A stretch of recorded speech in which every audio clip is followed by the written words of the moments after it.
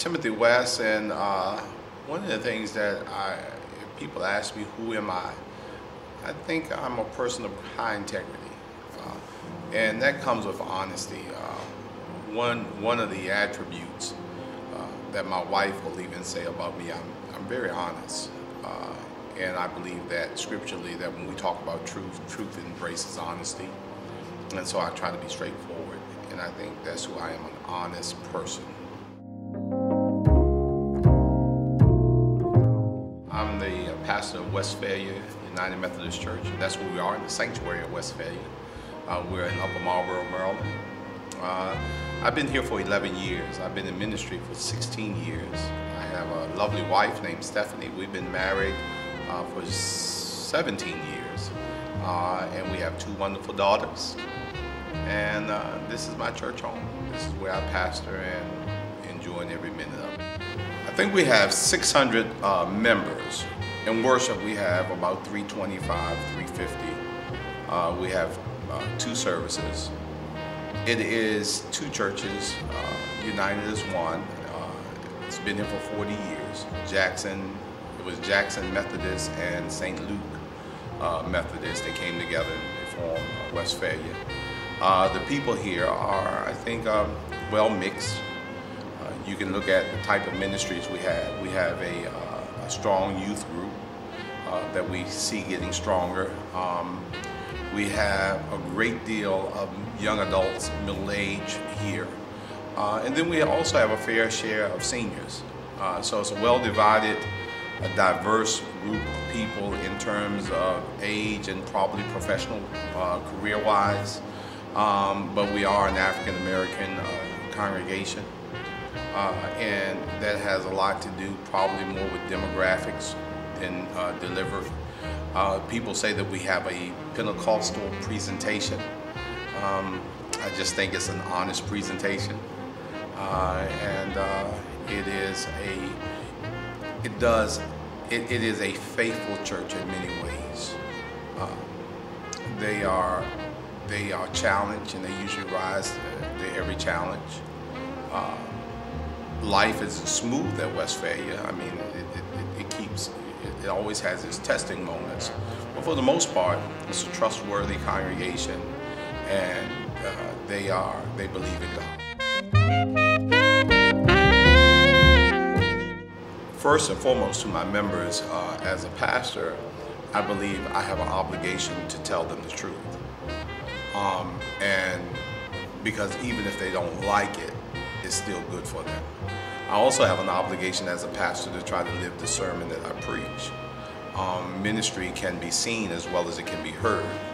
And I think for being a pastor, I have an obligation to kind of be an example.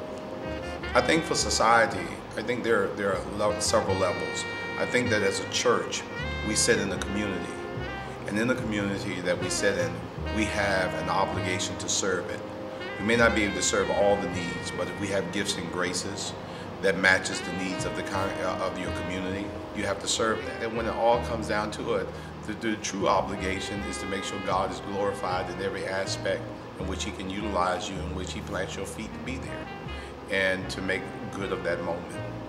And that can change depending on the situation and the circumstance where God gifts you, where God elevates you, where God plants you. It's always an opportunity and an obligation to serve God there. An obligation doesn't mean having to, it means wanting to.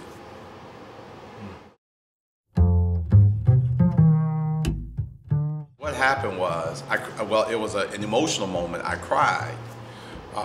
And when I asked for a sign, I was kind of relieved because I really thought God had the wrong person. So I said, okay, Lord, you're going to have to give me a sign. And at that time, I lived by myself. No one in my apartment. I didn't have a girlfriend, so there was not a visitor or something coming in. I lived totally by myself. After that night, it felt like the very next night, I went home to visit with my mother. And we were sitting at the table. And my mom said, I got something I need to tell you, son. So I'm looking at her and I said, okay, what is it? She said, well, our pastor, which at that time was a guy named Reverend Edwin Williams, asked, was there anyone interested in ministry? And I gave him your name.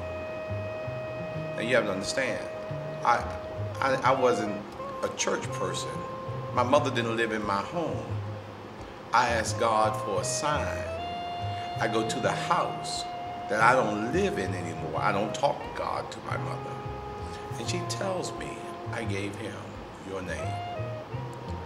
And I knew then, okay, God, you're for real. And it was actually for a scholarship, and I wasn't even thinking about going to school. I never applied for the scholarship. I knew it was a sign from God, because I asked, I think you have the wrong person. And he used my mother and said, oh, no, I don't.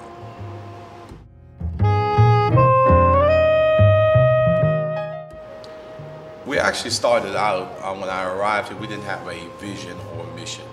So we met and we wanted to figure out, we wanted God to lead us to say, who are we and what are we about? Give us something that we can hold on to, that whatever we do makes sense.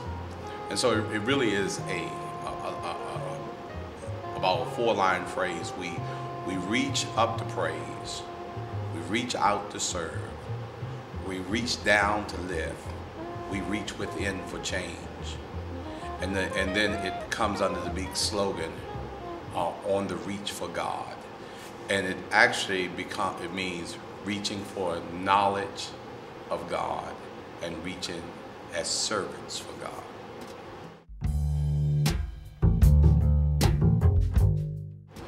I enjoy life and I enjoy the Lord, and I would encourage anyone that's listening to try God and to realize that God is really, really good.